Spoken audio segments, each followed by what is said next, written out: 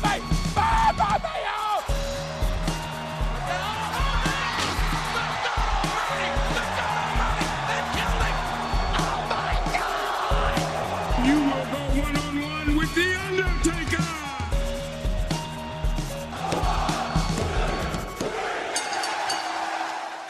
and welcome to Hit the Books, the only weekly realistic fantasy booking podcast in the WWE universe. That's right, every single week we book our own versions of Raw and Smackdown, and we need some writers for the shows, obviously.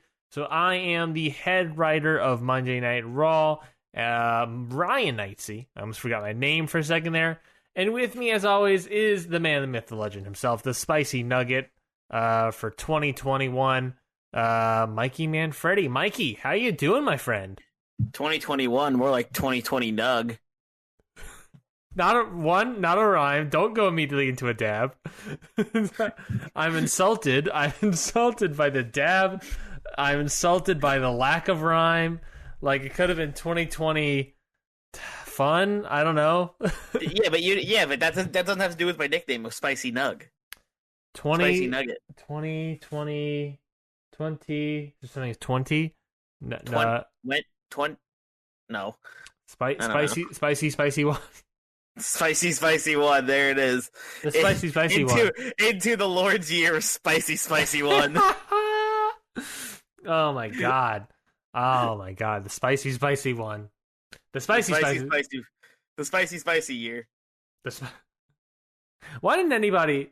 I love nicknames for years, but why didn't anybody come up why don't we just say 2020 as in 20 squared? That's true, 20 squared. I think that was a loss. Because let's be honest, 2020 doesn't deserve a nickname. That's fair. It's been a crap year, and it doesn't deserve any more nicknames than it already hasn't gotten. Yeah. How are you doing, dude? It's 2021 officially.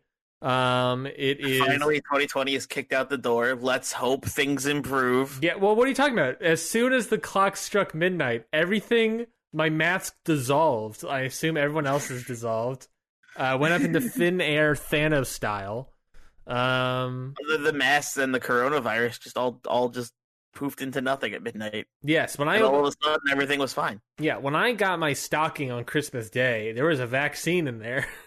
All the restaurants were open and thriving. It was great. At least I hope there was a vaccine. There was a bunch of loose needles in my stocking, but surely that's Santa Claus and not surely one of them was the vaccine. Yeah, surely I injected all of them hoping, but surely it wasn't some homeless guy I thought was Santa. I let into my house. Who said he had the coronavirus vaccine? Yeah, they just dumped needles into my. This is a dark opening. There's a weird energy today. And I don't know. I don't know. I'm feeling weird. I'm feeling flirty and free. It's 2021. Who are you feeling flirty with, sir? Myself, I guess. You are taken. How dare you? I am spoken for. How dare you feel flirty with anyone else? I'm flirty with myself. You know, don't you ever feel flirty with yourself, Mikey? Not usually. Oh. Well, that's why. I mean, I guess sometimes I walk past the mirror if I'm in a nice outfit and I'm like, dang, look at you. Looking good. Yeah, oh yeah, baby. Is it obvious I don't know how to flirt even with myself? You pop your collar, you tilt your trilby. You're like, my lord. You're saying it to yourself. Saying it to yourself in the mirror, my lord. How dare you? But yeah, 2021. I feel like we talked about this last week, since it was the New Year's Day thing. But we're both not New Year's resolution kind of people. But after a week of thinking about it, is there anything that you want to at least strive to do? Get better at saving money, I think. Oh, interesting. Maybe take it easy on the fast food all the time. Yeah, I think for me, it's get back into, I was going to say fighting shape. Get back into fighting shape. By that, I mean fighting with my belt. Get back into fight. 2021 is the year Ryan gets in the ring. Yes, I'm going to go back into the ring, and by that I mean wedding ring gals. You know what I'm talking about? No. I'm talking about I need to lose some weight, dude. Everyone's put on the pandemic pounds, and now it's 2021. Time to lose some. The pandemic pounds. Yeah, time to lose those babies, those hush puppies that I've gathered.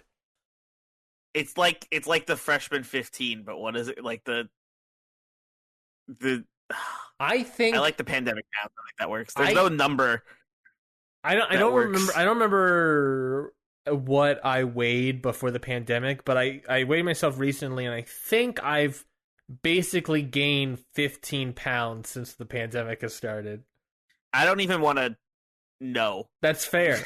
Honestly, I'm terrified to even check. I only found out because I had to mail Christmas presents and I needed to find the weight of the package. And I was like, oh no, what have I done?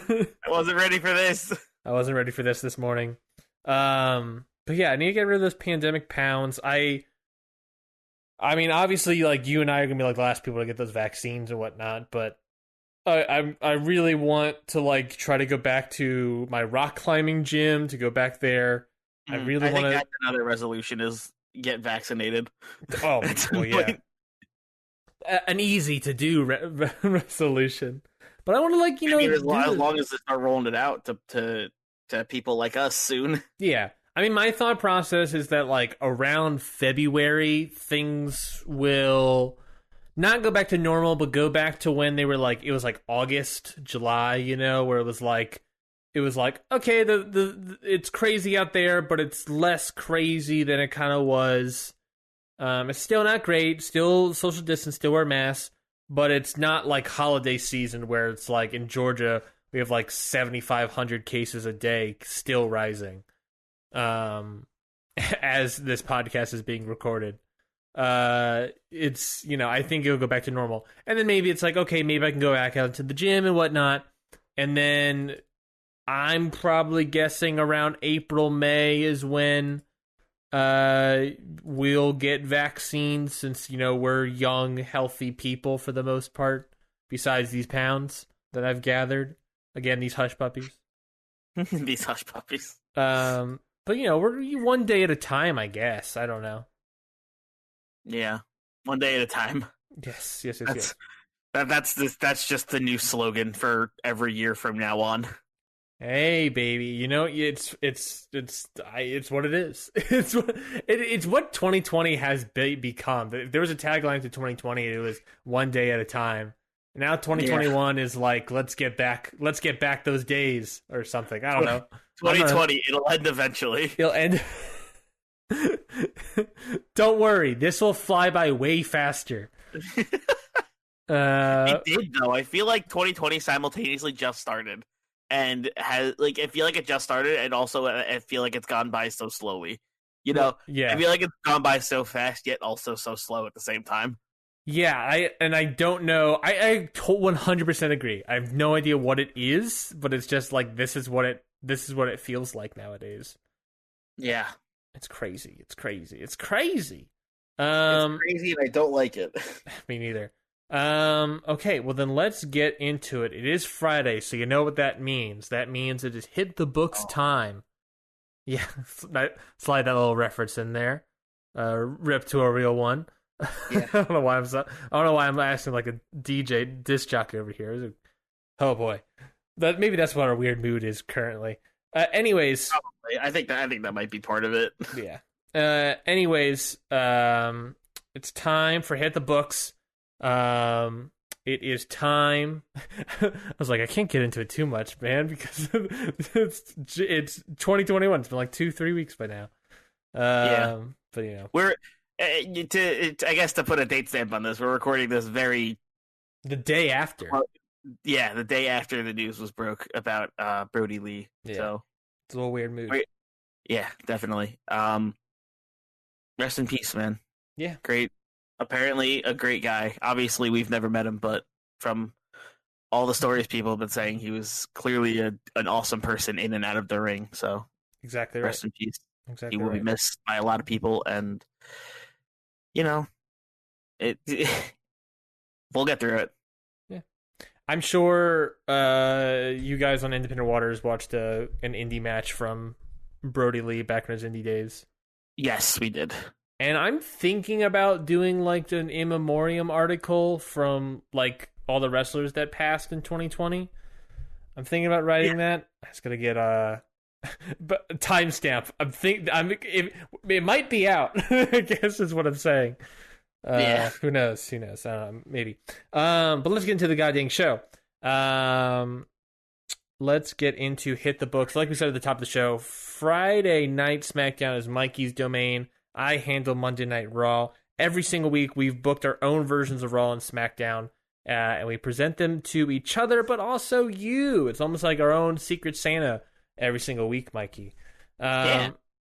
So basically, we are going to show you, tell you what everything happens. The matches, the promos, the storylines, the championship changes, what have you, what will be, and then we will, you, the audience at home, get to vote on whose card you thought was better. Was it Raw? Was it SmackDown? You can vote all weekend long on our Twitter page at CountOutPod. So without further ado, Mikey, let's get into it. I'll start off with Monday Night Raw. Yeah. So opening up the show, we have Drew McIntyre. Drewy Max. Ooh. McIntyre, Max. He says he's not here for pleasantries like Keith Lee. I'm not that nice. Last week, Roman Reigns cost me my number one contendership against Dijakovic, and I don't think I need to talk about why he made the biggest mistake of his life. Roman Reigns, get out here. And after Roman Reigns, come on down. Come on down. You won a brand new car. You want a boot to the face. You want a Claymore. After a pause, no one comes out. So he doesn't want that free car. McIntyre decides to leave the ring. We cut to backstage and see McIntyre storming the locker room area looking for Roman's room. He passes other wrestlers like Ali and Alexander, and Nia Jax and Tamina, who are holding baseball bats, I might add. McIntyre asks if they've seen Roman. They all say no. Eventually, McIntyre finds... Why do they have bats? Now, we'll get to it. Eventually, McIntyre finds Roman's locker room with 5 security guards outside. He starts to dispatch of them, but then Heyman, Paul Heyman, comes out and stops him. McIntyre grabs Heyman by the throat, by the collar, if you will, and Heyman tries to calm him down. Heyman tells McIntyre that he has a message from Roman. He tells McIntyre that if you want Roman, you're going to have to come back later because he's not here. But, Roman wanted me to tell you that he's a reasonable guy. He says he can make sure you become number one contender. All you have to do is call him the rightful champion and the head of the table. McIntyre refuses and throws Heyman against the wall and then leaves. Yikes. Poor Heyman. Poor Heyman after having to get involved here with the wrath of Drew McIntyre. I mean, he chose his side, I guess. Moving into the first match of the night, we have Aleister Black. He's taking on Dolph Ziggler, who has, of course, Robert Roode in his corner. Easy sort of win here for Aleister Black. Not an easy win, it's still a back and forth match here, but Aleister Black gets the win. You gotta put Dolph Ziggler in here to sell that black mask like utter death. After the match, Black goes for a second black mask on Dolph Ziggler, but Roode gets involved, and doing so ensured his fate when he got involved. So Black decides to give the black mask to Roode instead. Jeez. There we go. Brutal. There we go. Moving right along, backstage interview with Mandy Rose and Dana Brooke outside their locker room. Charlie asked that they've had a lot of recent success at this time, and now they have a shot at the Women's Tag Team Championships. What is the cause behind all this great chemistry? Mandy says that they've bonded a lot over their backgrounds. We both struggled a lot when we were younger. We both turned to bodybuilding and fitness competitions to not only grow in ourselves, but also grow in confidence. Dana says that she felt lost growing up, and bodybuilding is what got her here, to sign the WWE contract, to arrive to Raw and compete on the highest level. That's where our chemistry comes from, Charlie. We've become confident in our physical fitness, and doing so helped us become confident with ourselves. There's nothing that can stop us now. And then they both thank Charlie Caruso, and they walk into their locker room, which is just a mess. Shelves are broken. They're falling over. Clothes are tattered. The medicine ball, I should say, is deflated. It's just a grade A mess. Someone was definitely in here. Someone or someone's was definitely in here, really causing a mess. Oh no, that's terrible. Yes, it is. What is going on over on Raw, Ryan? I don't know, man. This is why we need general managers. That's why I got GM Page keeping everyone in line. Yes, baby. Moving right along, we got a nice tag match here. The Viking Raiders taking on Bronson Reed and Arturo Ruas. Interesting. The team of Reed and Ruas, who end up getting the victory. Reed and Ruas end up getting the win over Viking Raiders. Ooh, big upset victory for them. Big time match with big time boys.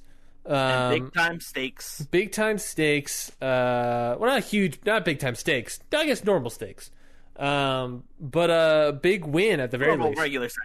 Arguably an upset win for Reed and Ruas over Viking Raiders, but they're a competent team. Reed and Ruas are. So the Godzilla, what is it? The God, not Godzilla. That's not his name. Thick Boy, something like that. He's something Zilla. Ozilla? What?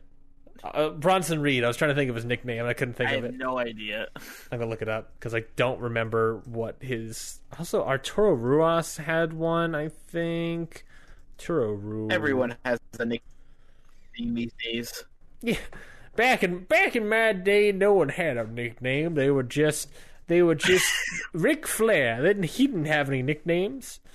None whatsoever. I mean, incorrect, but... Nature Boy? Never heard of it. I don't know what you're talking back in my day, he was just Ric Flair, and that's all he was. Nothing more, nothing less. AJ, where did you show up? I'm not AJ. I'm old Pappy. I'm old Pappy. Old Pappy? Where did you come from? Where'd Ryan go? I don't know where he went. All I know that it was 6 the last time I saw him. We just won the war over in Vietnam, and I was coming back home where I saw Ric Flair for the very first time.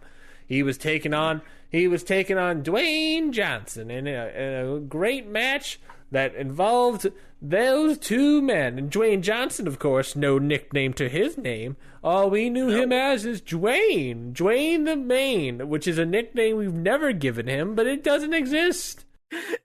So what else is happening over on Raw? Right? Happy if you could get Ryan back. We would love to hear what happens on the rest of Raw. Yes, I'm back. Next up, we got a video package. We show a video package from a bar on New Year's Eve. That's right. The continuation of last week's storyline. R-Truth, Shelton Benjamin, Drake Maverick, and Mojo Rawley are all there at the bar drinking. Because, what else do you do at a bar? Eat peanuts, I guess? Mojo says he is hyped for the new year. Benjamin says that he can't wait for 2020 to be over. Maverick said that it sucked. Truth tells him that this year has been weirdly pretty great for him, and he takes off the 24/7 title and puts it on the table. Truth says that he's won that title, and he had it for a very long time. Says he's getting a new job, and he's really blowing up TikTok. Raleigh says, then let's celebrate to you. They grab a beer for Truth. Truth immediately denies it, but Maverick and Benjamin egg him on. Truth proceeds to drink the beer, and then we get a mashup of them all drinking. Truth is drinking a lot. Maverick is throwing his beer into a plant. Raleigh is purposely spilling it on Benjamin. Benjamin says that he's driving them home. So basically what I'm saying here is that R-Truth is drinking and everyone else is avoiding. Yes, well, they're all acting like they're drinking. R-Truth is the only one actually drinking. All of them are faking it. Eventually, Truth just gets wasted. He's drunk on the table, drunk in the chair, I should say, passed out, drunk. Benjamin, Raleigh, and Maverick all stare at each other. They congratulate themselves on a job well done. Then there's a pause, and Maverick says that they didn't plan what they would do after they did this. Then the three of them immediately grab. Three of them immediately grab the 24/7 title. They push Truth onto the floor. They all try to pin R-Truth. But eventually, Drake Maverick gets the pinfall by using Truth's arm as the referee count. Oh, nice. The three of them continue to pin each other. Eventually, other patrons and wait staff become the 24/7 champion. However, the last person who gets the pinfall is Drake Maverick, who promptly escapes. We all cut back from commercial, I should say. We announced that Raleigh and Benjamin asked for a match with Maverick, and that's what we're getting now. Mikey, there we go. Who would have guessed that we were going to bring back 24/7 title spots? There we go, baby. Thoughts on that before I get into the triple threat match here?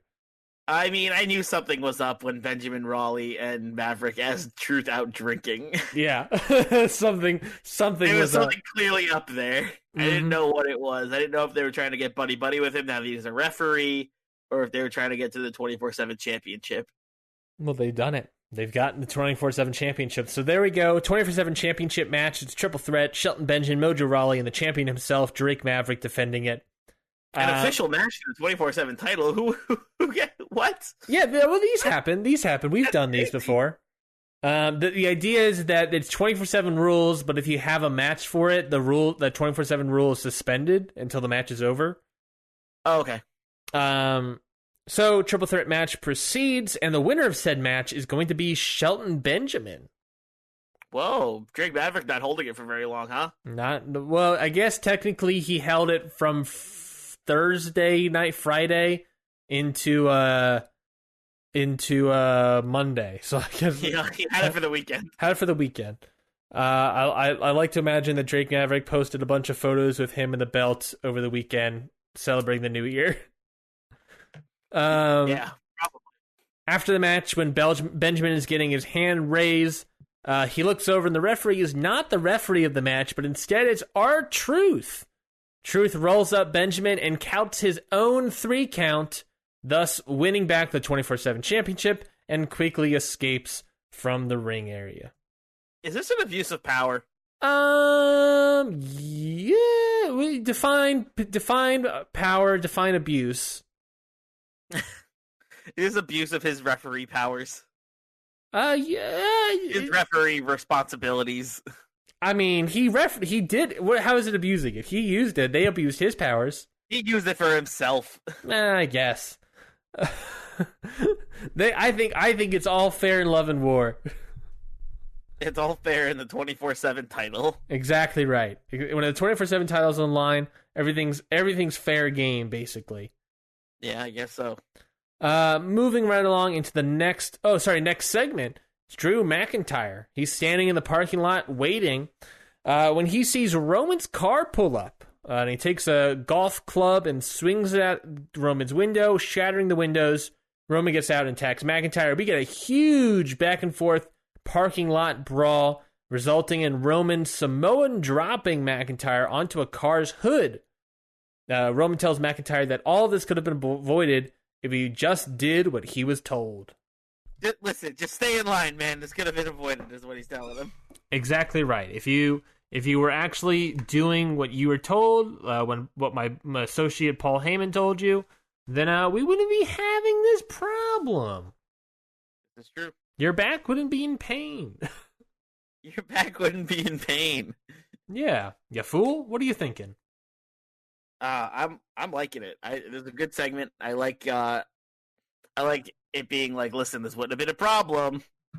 You just did what I told you to do, but you didn't. So now it's an issue.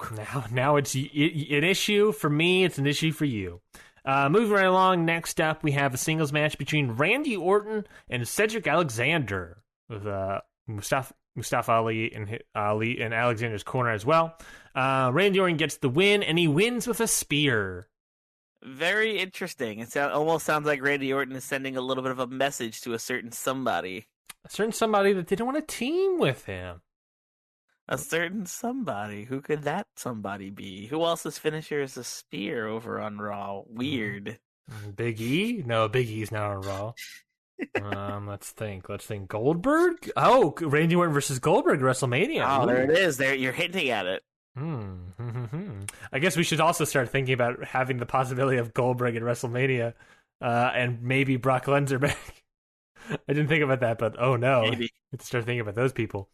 Those people again. Yes, Randy Orton uses a spear to get the win. Trying to get somebody's attention, senpai. Oh no! Notice me. I don't like the idea of Randy Orton calling Edge senpai. Notice me, daddy. Even worse. Moving right along, we got a backstage segment of Daniel Bryan, who on Gable's behalf calls out Ricochet, telling him that Gable is out for blood, vengeance, and the United States Championship. But like with everything in this world, there are roadblocks. And when I demanded our rightful title shot, I was told there was someone we have to deal with first. So, Aleister Black, next week, Chad Gable challenges you to a number 1 contenders match. And then when we beat you, we continue our training and take down Ricochet. I like the idea of like Gable shouting from off screen, being like, "I never said that." I like it too, but the canon of this is Bryan's cutting this entire promo. Gable's behind him, just quiet. Like he is not allowed to say it. Like he was literally told, "Don't talk." Oh no. But hey, there we go. So big news coming out of here. Number 1 contenders match between Aleister Black and Chad Gable next week. Yes, very big news. I like that. Speaking of big news, got a big new interesting match here, Mikey. I'm going to call it, with the lack of a better name, the number 15 Battle Royal. Okay. Because I don't have any sort of fun name for it. But basically, the winner of this Battle Royal in the main event tonight will get the number 15 spot in the Women's Royal Rumble. Interesting spot to be fighting for, right in the middle. Well, it's a solid middle spot, but things can get better. Whoever wins will keep their spot in the Royal Rumble, obviously, but they can improve it by defending it. They're not defending the title, but basically, if they win their matches next week and the week following that, all the way up to the Royal Rumble, they get to improve their spot, improve their entry point. Every win, you get 2 points. Go from 15 to 17. If you lose, you go down in your spots. Okay. Whatever the final spot is the number you are having in the Royal Rumble. So okay. you can improve. Basically, you can improve with 1, 2, 3 weeks left. You can improve your spot from number 15 to 21, I think. Or it can, anywhere between 21 and 9, I think is what the numbers are. Okay. Depending on your wins and losses for the next 3 weeks. I like it. So we got all the women in this except Shayna Baszler, Nia Jackson, Tamina. None of the champions are in this. But the winner of this match, of this Battle Royal, becoming the number 15 spot in the Women's Royal Rumble, is going to be Peyton Royce. Ooh, big win for Peyton. Big win for Peyton. Big old win for Peyton.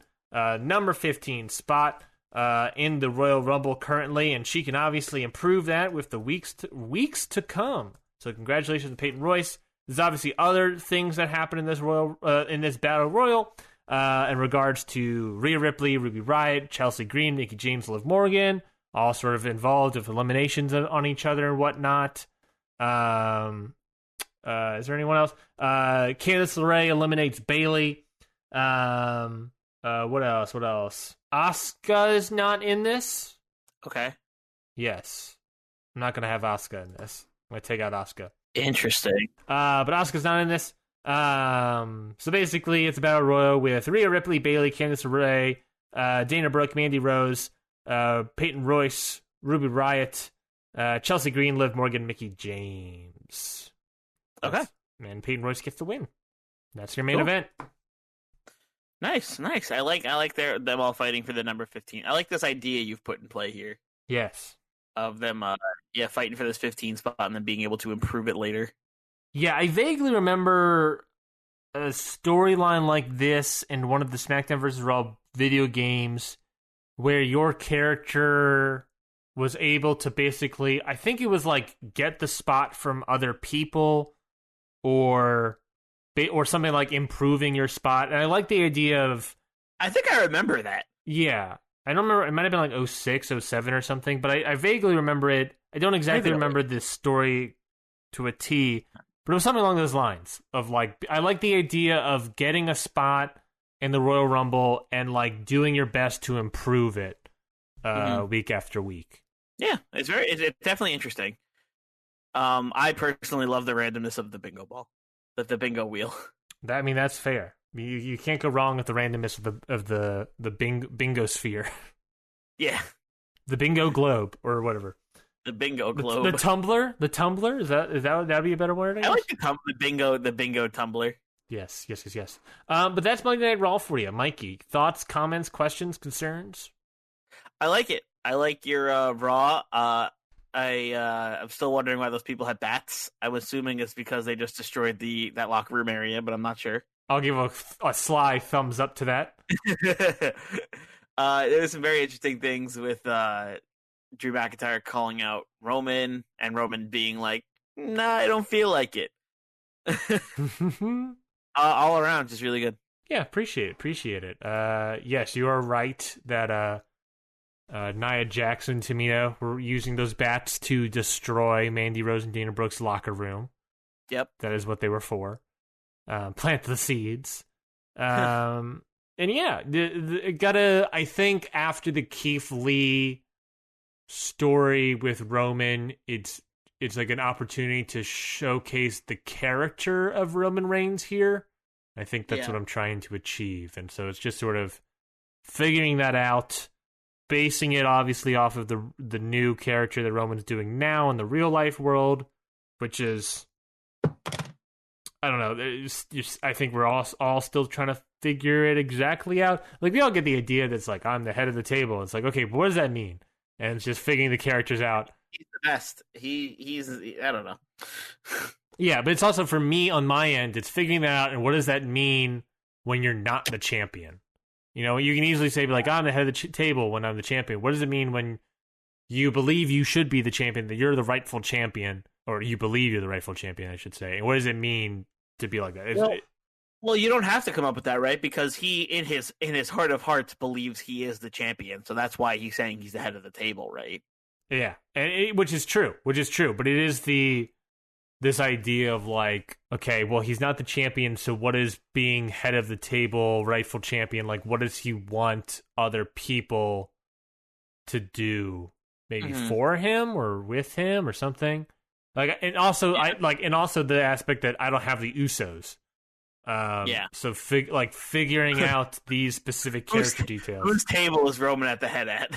Yeah, that's the question. It's like, where am I? Whose table is Roman the head of? That makes more sense. Okay. We don't have like the family dynamic here, so it's figuring these sort of things out. Yeah. But then the head of Raw's table. Exactly right. Okay, that's it. That's Monday Night Raw for you folks. Of course, you can go vote if you liked Raw and vote in our Twitter poll at CountOutPod, but we're not done yet. Obviously, we have SmackDown ahead of us. So, Mikey, take us away with Friday Night Smack. Yeah, let's get into Friday night. We have Sasha Banks opening up the show. Hey, Sasha Banks, the boss. The boss. Who do you think Chicagoans are afraid of at the workplace? The boss. The boss. The boss. Fun jokes for me only. All right. So Sasha Banks opens up SmackDown. She grabs a mic and she says, "So, the EST of the WWE is the next challenger for my SmackDown Women's Championship. Sure, she's been on a cute little win streak, and sure, she won the Battle Royal, but what she hasn't done is beat the boss. The boss. And that is a milestone she will never be able to add to her list." Bianca Belair comes to the ring to face Sasha, and she says, Okay. I see you, Sasha. You've always been someone I looked up to when I was in NXT. Always grinding, always had respect for whoever you were in the ring with, and most importantly, you never let the success get to your head. Now, though, you've changed for the worse. You're cocky, you have no respect, and the biggest mistake you've been making is underestimating the EST. Come Royal Rumble, I'm going to beat that new attitude right out of you and become the new SmackDown Women's Champion. The two stare each other down before Sasha backs off and walks away. Yeah, clap back at her. Clap back at her, Bianca. That's what I'm talking about. I love it.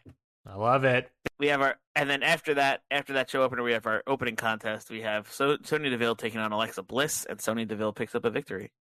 Oh, solid singles match there of Sonya Deville. After that match, we have a backstage interview with Dave Mastiff about his recent string of wins on SmackDown and why he separated himself from Seth Rollins. Seth was a good mentor for a while. He led me to some success here in the WWE. Even though he led me to the peaks he did, he also brought me to terrifying lows. Some of the things Seth did behind the scenes weren't pretty, and I finally became fed up. As for the wins, I feel like I've been better off on my own. I don't have to answer to anyone, and my success is on me, and it feels good. From off screen, we hear someone say, "Feels good to be on your own, huh?" Murphy steps into frame and he says, "Seth was the only one on Raw who saw potential in us. He was our leader, and he led us to tag team gold. What you did to him is unforgivable, and let me be the first one to tell you, you're going to regret it. And I'll personally make sure of that tonight." Woo! Murphy storms off and the camera fades on Mastiff's face, setting up our main event tonight, Mastiff versus Murphy. Ooh, that's a sweet chef's kiss of a main event in my eyes. Mm-hmm. Mastiff and Murphy. Oh, man. Speed versus power. Yeah, big time. After that, we have match number 2, which is Morrison taking on Dominik Mysterio. And during the match, it's revealed that this match was actually requested by Dominik Mysterio last week. Oh, Dominik, looking at like that. Oh, interesting. And of course, Morrison is with Andrade and Dominik is with Ray. However, in this one, Morrison picks up the victory over Dominik. Okay, I mean, makes sense. Morrison's got a little more experience. I like it. Is there a reason why I assume the reason Dominik asked for this match is because Andrade beat Mysterio last week. Beat Rey Mysterio, I should say now, since there's two Mysterios. Yeah. That's the reason. He wanted a little bit of he requested the match for a little bit of revenge, or a chance at a little bit of revenge, but he doesn't get it, unfortunately.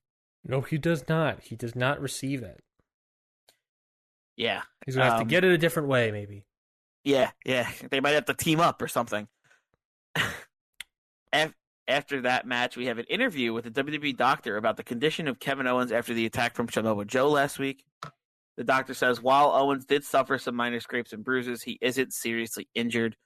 And Owens cuts in and he says, Owens comes out of like the door of the medical area and cuts into the interview and says, Joe won't be able to take me down that easily. I'll be fine. As for what he said about wanting another Intercontinental title championship shot, he's got it. At the Royal Rumble, I'll beat him again, and I'll show him that my win wasn't just luck. Ooh, there we go. Setting up the match. Mm-hmm. Kevin Owens not down for the count. It is Kevin Owens after all now, isn't it? Yes, it is. So what? That means that officially, we have Kevin Owens versus Samoa Joe for the Intercontinental Championship at the Royal Rumble. Another chef's kiss. Another great match in the books. I could easily see you adding a stipulation to that match just based on the storyline and the second time of it. But whether or not that happens is the question now. Now, isn't it? Yeah, we'll see. I'm watching you. After that interview, we have match number 3. We have Toni Storm with Piper Niven taking on Natalya. During the match, Toni has Natalya set up for the Storm Zero, and then suddenly, out of nowhere, Charlotte Flair rushes to ringside and takes out Piper Niven. Whoa! Toni gets distracted, which gives Natalya the opening to lock in the sharpshooter and causing Toni Storm to tap out. However, Natalya doesn't release the hold, and Charlotte Flair throws Niven into the ring and locks in the figure 8. After both Niven and Storm are tapping, the two release their holds and stand tall in the ring. Wow. Yeah. New team forming here. Yeah, I was just about to say, new team forming here with Charlotte Flair and Natalya. Yeah. I'm taking on the already new team of Toni Storm and Piper Niven. Wow, look at that. Oh my God, what a great two teams. After that match and that brutal attack, we have a backstage interview with Natalya and Flair, and they ask them what that was all about. Charlotte steps up to the mic and says, "We're the two most dangerous women on this roster. We both have incredible tactical knowledge, and we recognize that, and we realize that the two of us will be a lethal team. So here we are. We're going to take over this women's tag division, and no one is going to be able to stand in our way." I like it a lot. I like the idea of Charlotte Flair returning from a bit, challenging for a title, not getting it, but immediately going into a different title program, teaming up with Natalya, a former rival, where the storyline of that former rivalry was that, that Flair versus Hart difference, but now they've moved past it and have made it the ultimate combination, the ultimate team here. Terrifying stuff. They realize they're both very good. They realize they're both very good wrestlers, and that they'd be better off teaming up instead of going against each other. Yes. Why not put aside who's better than coming together and winning more gold? Yeah, and we'll see if Storm and Niven have anything to say about that after they got attacked by the two. So after that interview, we have a video package, which is Scarlet Bordeaux sitting in a throne with an hourglass beside her, and the sand is running.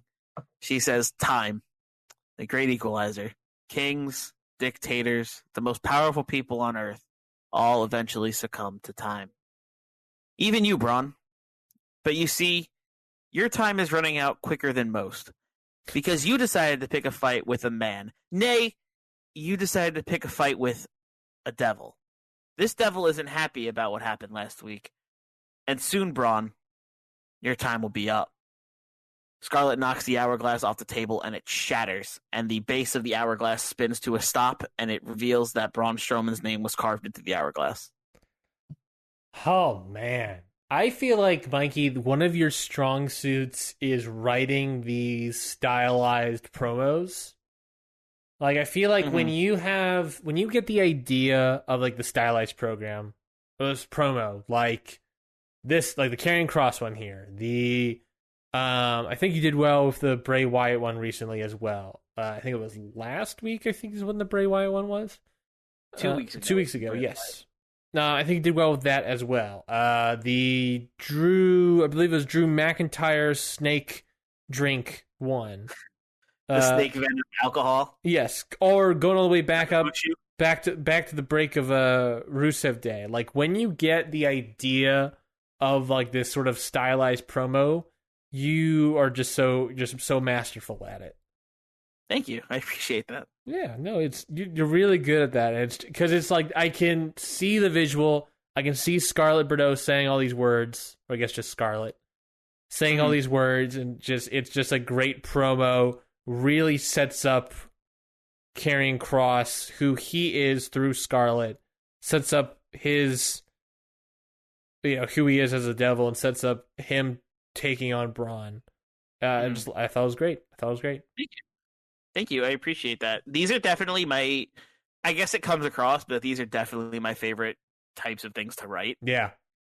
To me, it's just so much fun being able to get that visual in people's heads and being able to like create this little promo. Like, sure, we don't actually see it, but like being able to try to like paint painting a picture with my words. Yes, a word picture. Yeah, painting a word picture for you all to listen to. I really love making like video packages are easily my favorite thing to write. They've just become like my favorite thing to do because it's just so it just lets me kind of go nuts creatively, Yeah, it's something that I wish WWE did more, and I like to imagine, like, if through my directing brain, I like to imagine that this is like, in black and white, and it's very stylized camera angles. It's not just like Scarlet. There's like smoke bellowing in somewhere. Yeah, it's not just like Scarlet sitting on a throne, just like randomly in the middle of the performance center. It's like, it's... Yeah, it's definitely like, you could tell it's definitely like pre-recorded. Like, it's like a set. Yeah, like I like when the effort's put in there and it's like, you know, we're doing this is what we're doing, having a set here, because it and that's just me with my directing brain of like what I imagine when I think of this promo, what my word picture I guess creates, or I don't know. But I like it. It's the stylized sort of stuff, like the visuals of like McIntyre in front of a fireplace drinking this drink, or the Bray Wyatt stuff with him being scary Santa. Like, it's just those sort of things I just really like. Thank you. Mm-hmm. Well, after that video package, we have our main event of the evening. We have Mastiff versus Murphy. Now, if Mastiff doesn't hit here, I'm going to dog on you and tell you how shitty you are and how Mastiff better win, because he's my boy. He's the best, and if you don't get him the win, I'm gonna complain about you on Twitter and say you're a bad booker. Okay, well, you'll be happy then, because Mastiff wins. Yay! Technically, no! Mastiff wins. Because during the match, Murphy sneaks in a low blow, which lets him hit the big knee on Mastiff, and he starts setting up for the Murphy's Law. But while he's setting up, we hear someone yell, "Wait!" And Seth Rollins runs to the ring and runs up to Murphy and stops him from attacking Mastiff further.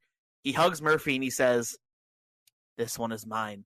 And he turns around and hits Mastiff with a big curb stomp.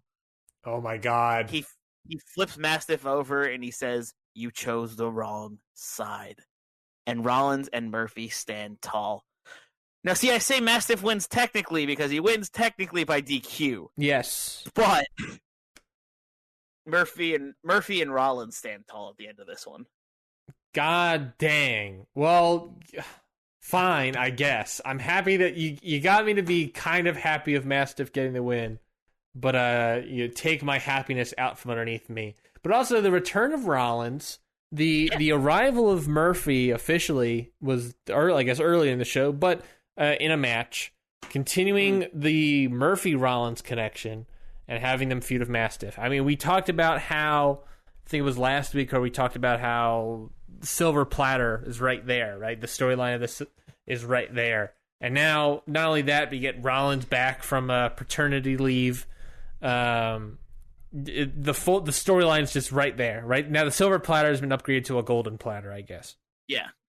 It's all served up, right? Like, just waiting for somebody to pick at it, and that's what I figured I'd do, like, right off the bat. Just be like, yep, this is the feud that's happening between Mastiff and Murphy and Rollins. And this former dominant team of the three of them are now enemies. You know, we were split into two sides here, and Murphy's still with Seth, and Mastiff is on his own. Yeah, there's going to be a lot of like interesting storylines in the Men's Royal Rumble. There's going to be like the LLC's going to be in there. I'm sure Mastiff, Murphy, Rollins will be in there. I'm sure One Nation's going to be in there. There's going to be a lot of like dueling factions all trying to like preserve victory. Yeah. It's going to be very interesting this year. It's going to be very difficult to book this year, but we'll get to it, I guess. But yeah, I thought is that all for SmackDown? Yeah, that's it. That's the card.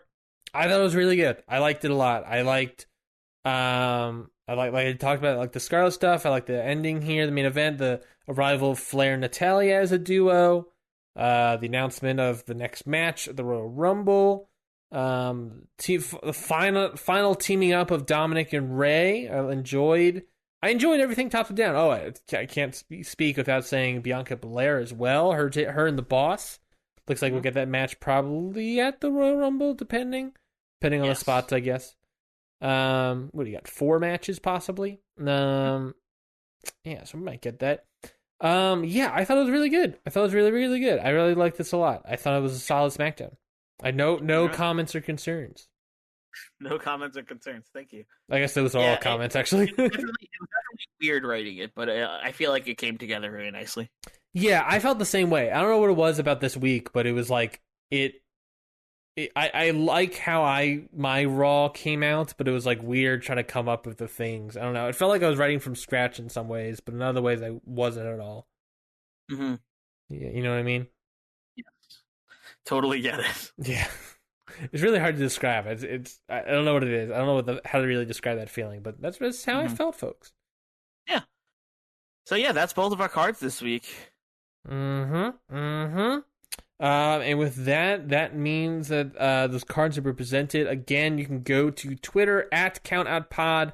The poll's there all weekend. You can vote on which card you liked more. But we're not done yet. Because of those polls. The loser then has to, we got to keep the show realistic. We don't book in a alternate reality, a perfect world. I mean, granted, the pandemic doesn't exist in this booking, but we don't exist in a perfect world where our people aren't getting injured or Vince McMahon doesn't have some sort of say-so. These things happen, so we have to make sure we make it and adds a little fun flair to fun workarounds, fun restrictions to our booking to make it a little bit more fun, easier, fancy-free, if you will. So because of that, we now have to roll the randomizer on the loser. So let's get to it. That loser was SmackDown. That means Raw wins, baby. Raw is the tide is turning in this war, and Raw has another victory in its pocketbooks. All right. Confusing my metaphors Raw, here. But bad for me. Yes, that means I'm going to roll the randomizer on you.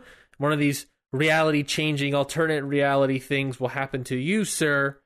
Let's find out what that is going to be. Why don't we? Oh boy, old Pappy here. Roll that randomizer. You play the randomizer rolling song. And the answer... Thank you. Oh. The answer is a sickness. In sickness and in health. Sickness? Oh, no. Yes, roll a D, whatever, see what wrestler's going to be sick for one whole week. Not that bad of a thing. It's still fine to have people be gone for a week or whatever. Well, not fine for you, but fine. It's fine to handle these things. So let's see, how many wrestlers? Yeah, hit me with that roll. Do you get sick? Yeah, so let's see, how many wrestlers do you got in your god dang roster? So we got 23 men. We got 13 women. We got 2, 4, 6, 8, 10, 12. 12 plus 3. You got 51 people on that big, beautiful roster of yours. So I'm gonna roll a D. Let's see what we got. They're only sick for a week, right? Go on, stop being a coward. Just do it. Jesus Christ! I rolled 16. I don't know why I got so aggressive there. You did. You got very aggressive. I rolled 16. I don't know where that came from. 16. So that means that going down the faces, that's the 11. Sami Zayn is 12. 13 is Sheamus. 14, 15, 16. Oh no! Mikey, terrible news. Oh no. Bo Dallas is sick. Oh, what am I going to do? Bo Dallas has a common cold and he's gone. What am I going to do with Bo Dallas? He can't come to work. All of my future plans, they're ruined. I'm so sorry. In the toilet. Oh, man. Ryan. What are you going to do, Mikey? Devastating, honestly. You hate to see a star fall that quickly. Really? You hate to see it, folks. You just don't want to see it. It just sucks. It sucks. Oh, just awful. Just awful. Well, there we go, folks. That's it for this week's episode of Hit the Books. We hope you enjoyed your time here. We'll be back all next week with an all-new episode of Hit the Books, like every week. Prepping for the Royal Rumble down the road. Home stretch of the Royal Rumble, baby. Oh yeah, one of the big four. And the big four. And then once we hit the Royal Rumble, we're in WrestleMania season, so we got to start prepping. Ooh, we're on the road, baby. You know we're on the road. We're gonna hit Suplex City. We're gonna hit the Nation Chamber Town. We're gonna hit the bagel shop Goldberg's. We don't want to hit those spots, but you know how like when you're doing a car ride and someone always has to go to the bathroom way more than everybody else, so you have to constantly stop? Mm-hmm. That's Vince McMahon in our car. He's going to have to constantly force us to stop at Goldberg's and Suplex City. He's obviously going to need a beef wrap. Well, I mean, Obviously. I mean, come on, dude. Have you seen the beef? Have you seen the beef on those wraps? They're beefy. Anyways, beefy beef wraps. Yeah, if you liked whether you can vote on whether or not you liked Raw or SmackDown this week. My version of Raw, Mikey's version of SmackDown, by heading on over to Countout Pod. That is Countout Pod on Twitter. Countout Pod on Twitter. And the poll's there all week. They're all weekend. So you can vote on whose card you like better. Was it Raw? Was it SmackDown? Your vote really matters here, and you really turn the tide on this war, potentially. Which did you like more? And you can easily, reply to the poll. Why did you like one card more versus the other? We want to hear why you like those things. I think that's it's feedback for us. Why did you vote you liked Raw more? Why did you like SmackDown more? Let us know. Tweet at us. Reply to our poll there. You can also follow us on YouTube. You can also subscribe. Definitely subscribe to the podcast. Subscribe to Hit the Books to get more Hit the Books action your way. Make sure you get in your feed every single Friday when it drops. Mikey, anything to plug? We got Independent Waters every Wednesday, so go check that out if you're into indie wrestling, where me and my co-host Zach Batista go through the independent scene, pick out matches to review, and for your listening pleasure, we review those and give you some suggestions on where you should start if you're trying to get into independent wrestling like us, or if you're already into independent wrestling, some cool matches to check out if you haven't seen them before. So if you're into indie wrestling and if you like review shows, go check that out. Yes, definitely go check out Independent Waters. Great show, especially if you, like Mikey said, you don't know much about independent wrestling. They're figuring out, just like you are trying to potentially figure out, if that's your New Year's resolution is to get more in independent wrestling, go listen to Independent Waters. You can also, I believe I released this episode. Is it coming out this Monday? I'm checking my calendar real quick. Not March. Get out of here, March. We're talking about January here. If I have it correctly, you can go check out the Hit the Books Hit the Books episode, not Hit the Books, G1 and Only. I released a new episode of G1 and Only last Monday. Really great episode. I really liked it. Really enjoyed it. I thought it was very fascinating. All about the G1 Climax run of none other than the Nature Boy himself, Ric Flair. That's right, Ric Flair wrestled in New Japan Pro Wrestling, the G1 Climax, back in, 1995, 1994, 1995? I think it's 1995. Right, it was basically, Mikey, for you to know, basically Ric Flair wrestled in G1 right before, a month before Monday Nitro started. So, very cool, historic time for Ric Flair there. Get into the G1 right before weekly TV starts for him. That's very cool. Yeah, very good episode. A lot of great matches. You can also watch one of the G1 Climax matches if you have a New Japan World subscription. Him versus Keiji Muto in a match that breaks the Keiji Muto blood scale a little bit. The Muta scale, if you will. But definitely go check out the episode I released on G1 and Only, talking about Ric Flair's G1 Climax run. That is it for this week's episode of Hit the Books. We'll be back all next week with another episode of Hit the Books. Until then, we've got 2 words for ya. Book it.